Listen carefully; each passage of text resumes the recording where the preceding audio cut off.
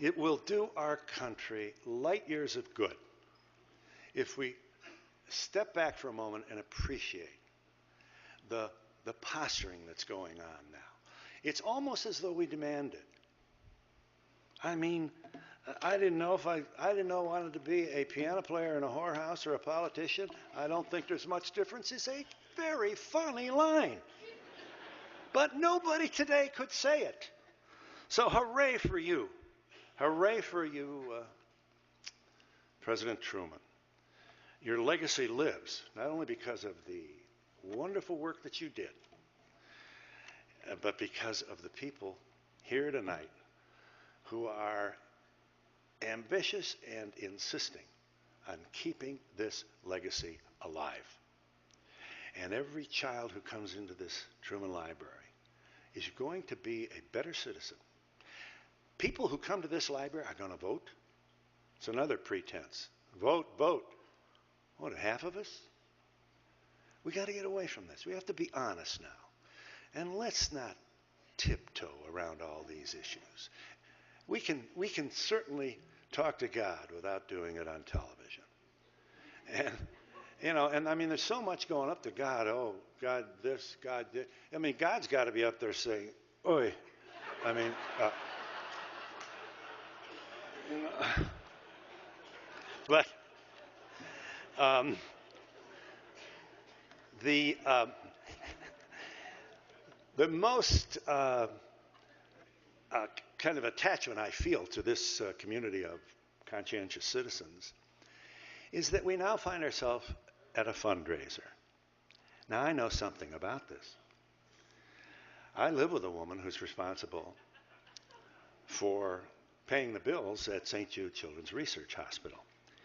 And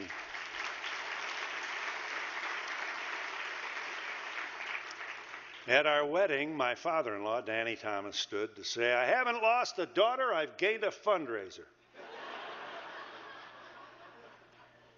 Marlowe says fundraising is the world's second oldest profession.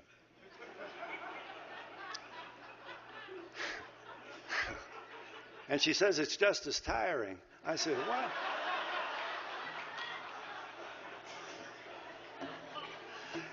But you can't get it done without what you're doing here. By the way, that's a very impressive, I want to say, piece of architecture. This is a fabulous building, the library, the campus, everything. And again, I can't help it. I ask you to accept this as a kind of an informed judgment because I am so close to the St. Jude effort. This could not have happened without you. And there's no one here that doesn't appreciate that. I want to say that as I reviewed some of the work and some of the speeches of Harry Truman, I came across one that I think kind of essentially suggests not only what kind of man he was, but also we should use him as a kind of standard for what kind of man or woman we want to head this country. Here's a 1948 speech. I'm going to just read part of it. I'm hoping that when we get a new Congress, we are going to get one this fall. Maybe we'll get one that will work in the interests of the common people and not the interests of the men who have all the money. The welfare of the world is wrapped up in the welfare of the United States. We now, whether we like it or not, are the leaders in the world. And here's what he finished his speech by saying. In order to get a lasting peace, the economy of this country must be absolutely sound and solid. I have been preaching that ever since July 1946, and I am going to keep on harping on it as long as I am President of the United States. And if you support me, we will probably get it. And then he said, and I quote him, he said to his audience, as I say to this audience now, thank you very much.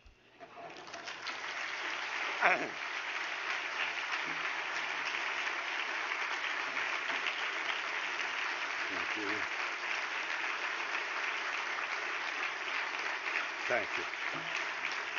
Thank you. Very good. Thanks.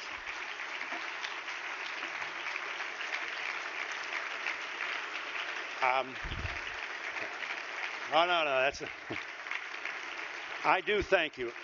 Um, you are, you are a very kind community here. I mean, I should spend more time here. My goodness. Um, I want to.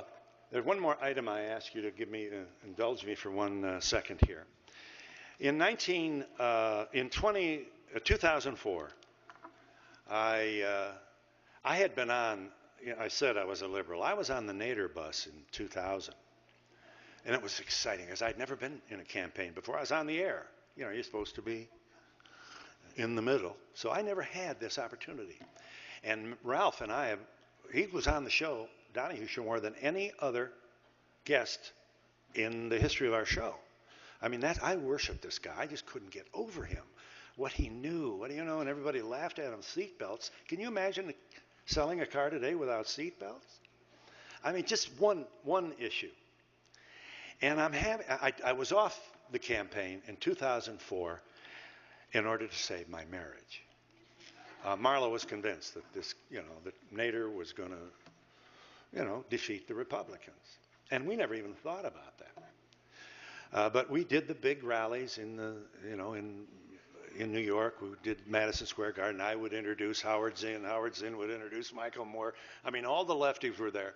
We were in Madison Square Garden. It was very, very exciting. Now comes 2004. I'm off the campaign. And after the election, it was January of '05, I went to see Ralph. Just thought maybe he needed a hug. And as we spoke, he said to me, a mother at Walter Reed wants to meet me. Do you want to go? And I said, yeah. I mean, I'd never been to Walter Reed. So like a week later, I flew back, and off we go, me and Ralph. And we walk into the room, and lying in the bed is this 20-something young man. He looked morphined out to me. Now, he tells me today he remembers. Boy, that surprises me because he really, of course, he wasn't really that communicative. So I'm standing next to the bed looking down at this fabulous young man. He's 24 years old.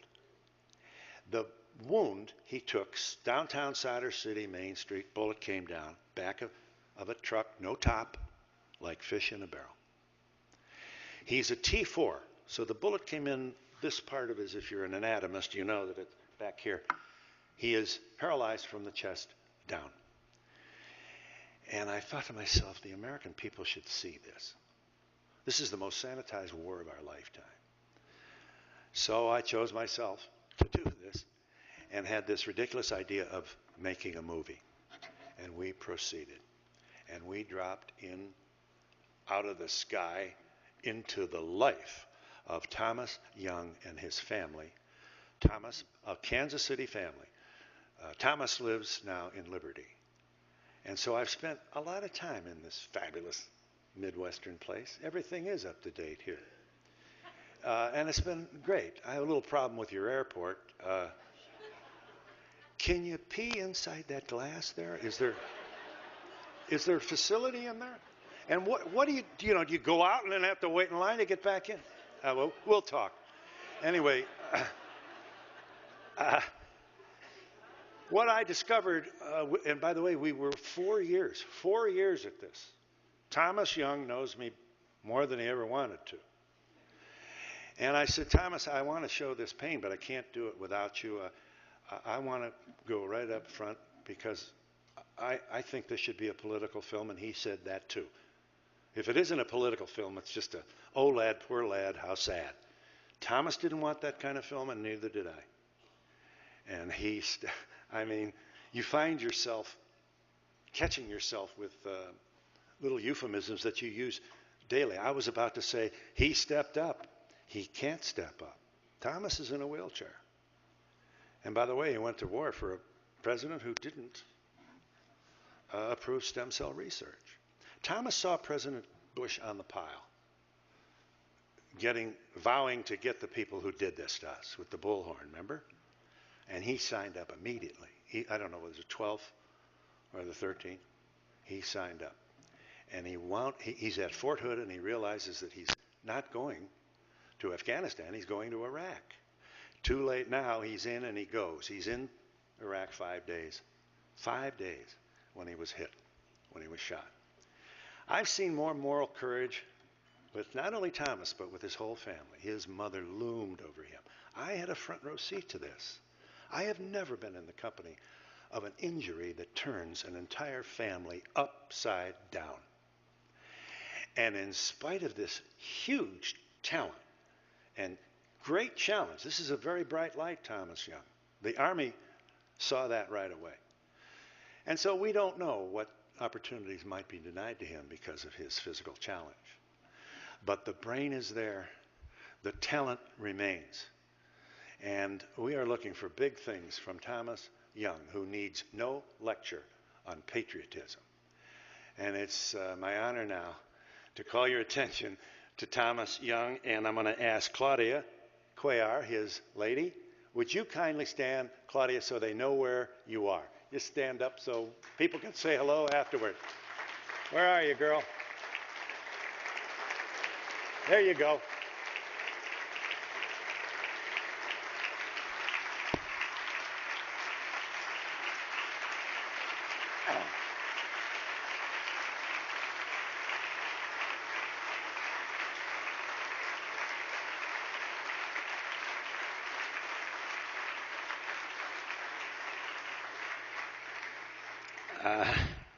Well, this concludes my remarks. I hope you'll have a chance to say hello to Thomas and to Claudia. And I promise you, I'm not selling anything. It is, by the way, the film did very well.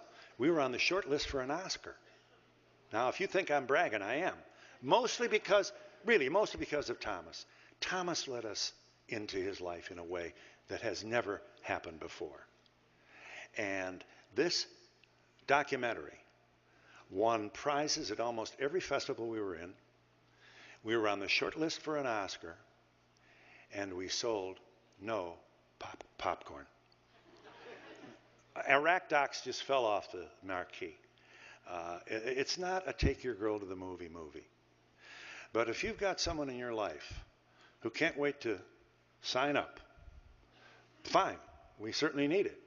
But I'm afraid that there are some things that a young person of draft age or enlistment age doesn't understand. And they will after they see this film. And they're also going to meet a hell of a nice guy who has somehow kept on keeping on. Thomas, there is no mountain you can't climb. And I thank you very much for coming into my life and affecting my heart as you did, Marlo's heart, everybody I know. They can't get over Thomas Young. And if you see our movie, which is available on Netflix, you won't either. And I encourage you to see what a local citizen from Kansas City has done for this nation and also to see. It's painful, but you know, if you're going to send the kids to war, show them the pain. Let them know. Stop this sanitization. Let them know the sacrifice that. And by the way, Thomas will tell you, he knows a lot of guys worse than him. These are heinous injuries from this war. And Thomas is jealous of the guys with prosthesis. A prosthesis is not going to help Thomas. So, in spite of this, imagine you're 24 years old, prime of life, and you can't walk. And somehow, he's keeping on.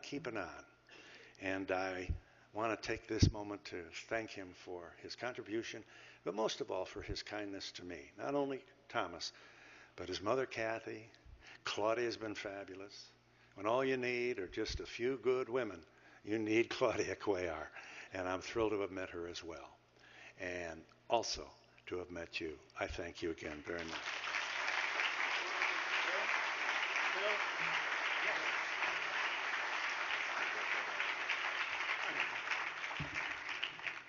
Well, Mr. Justice Donahue,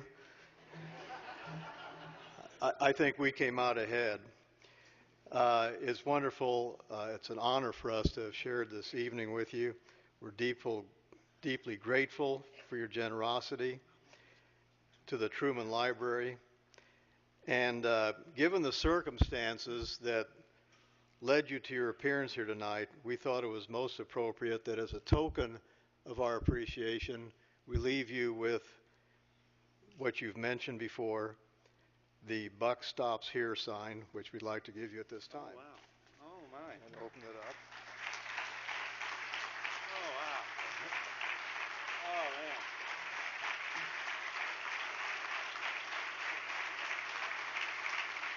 Thank you. Oh, my goodness. Wow, this will... I'm going to put this in the doorway of my home. You know, people will have to step. What's this? Oh, I'll say, oh, who put that there? And I'll do 20 minutes on how I got it. Thank you, sir. I thank you. Thank you.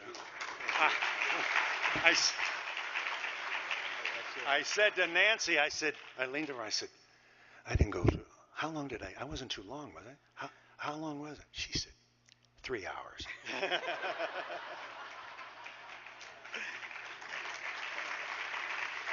Another hand for Phil Donahue.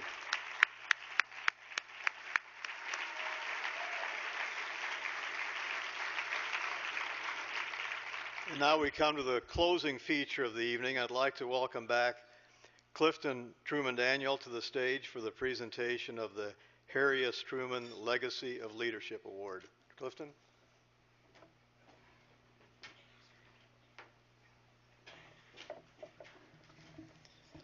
The Truman Library Institute is proud to incorporate into this year's Wild About Harry celebration the presentation of the Harry S. Truman Legacy of Leadership Award, created by the Truman Library Institute in 2010 to honor the decisive leadership of America's 33rd president, my grandfather, and to recognize an individual who has a sustained and distinguished record of serving our nation and its democratic ideals.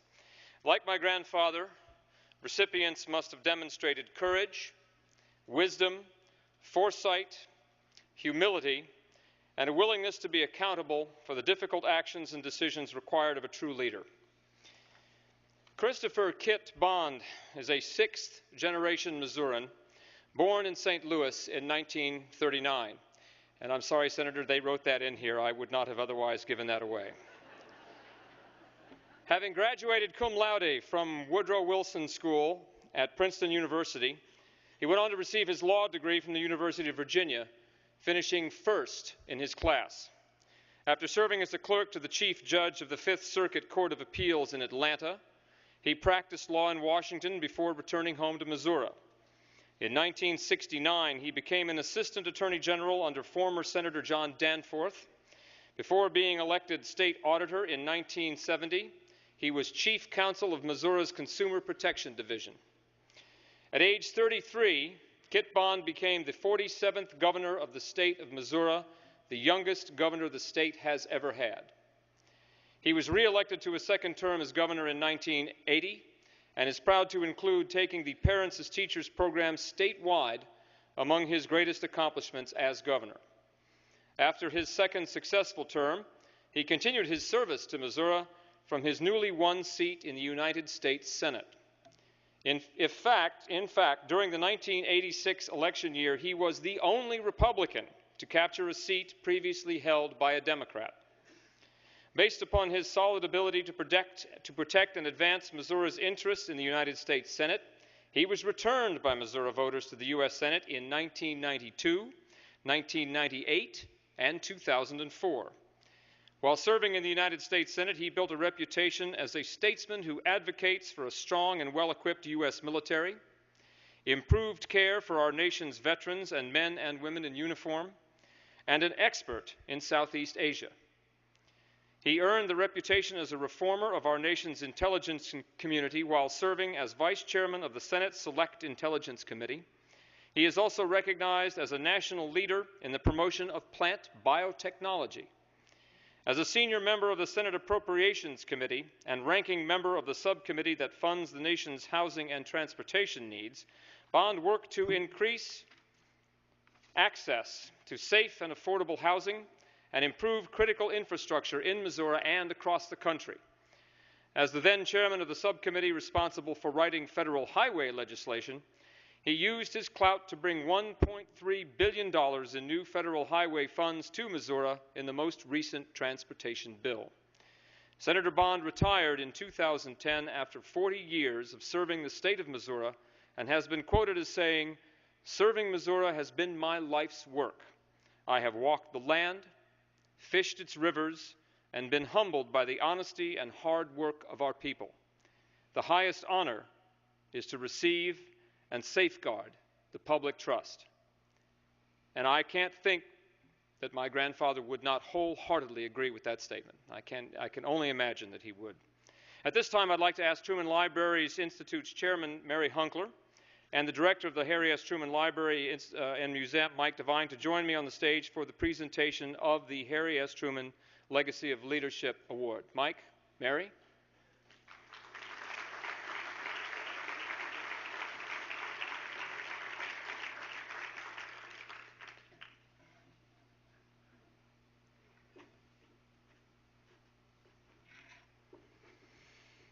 Ladies and gentlemen, please join us in giving a warm Kansas City welcome to a longtime friend and supporter of the Truman Library and the 2011 recipient of the Harry S. Truman Legacy of Leadership Award, the Honorable Christopher Kit Bond.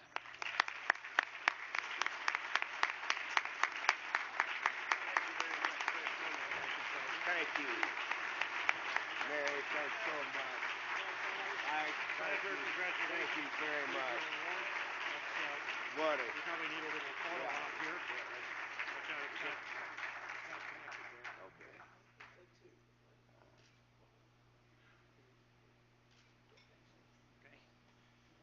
Thank you very much.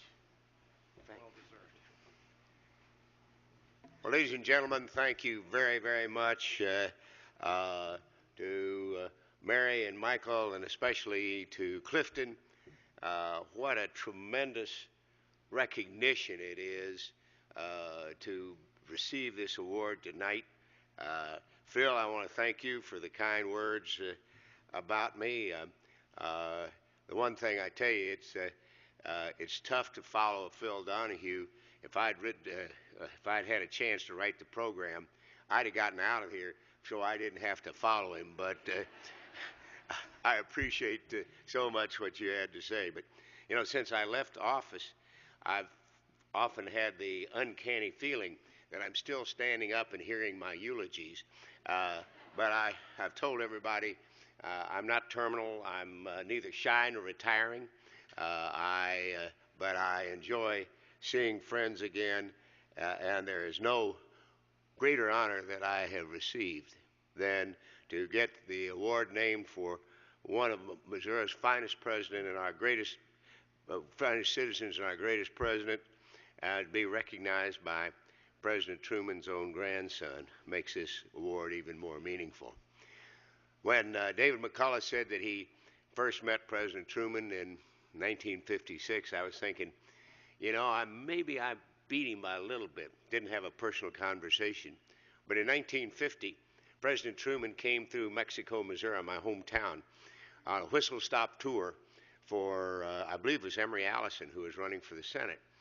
And all the school kids got to go out, so I was in that mass of school children who listened to that was really the first political speech I had heard made. And I thought to myself, maybe I'd like to do that. Unfortunately, by the time I got around to running, they'd quit using backup train for making speeches. I was a train buff. But I did, during the last 16 years in the Senate, I had the honor of occupying the offices that President Truman had. My successor, Roy Blunt's, now moved in, and I was honored to have the Truman desk on the Senate floor. So this is a great honor, and Mary and Michael, I appreciate all the work you and the rest of the folks at the Truman Library and Institute do to ensure that Truman's legacy is kept alive for future generations.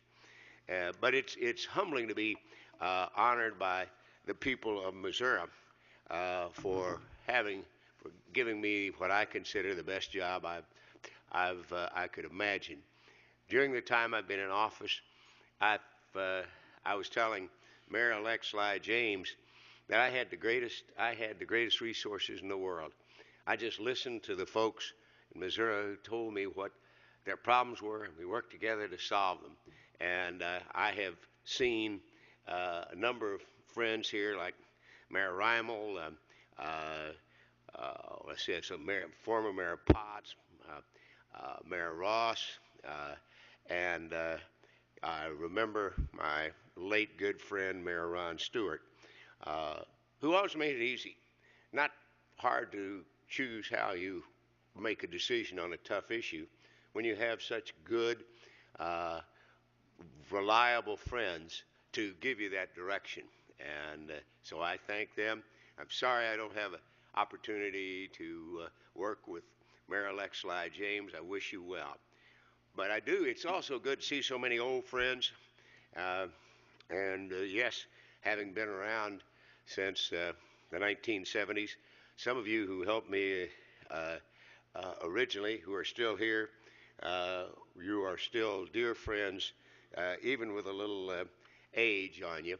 But the nice thing about old friends, they sometimes don't mind hearing the same story over and over again. Now, some of us may forget you told the story, but that may be my problem. But one thing I can't resist talking about, and you've heard me say it before, you're going to get it again, is the Marshall Plan and the lessons today's leaders need to learn from what is truly one of President Truman's greatest contributions to America and the world. Following World War II, Europe was devastated. Millions of people have been killed or wounded, cities destroyed, European farmers were not growing enough food, people in Europe were short of food, millions were homeless. At the same time, we were trying to contain communism.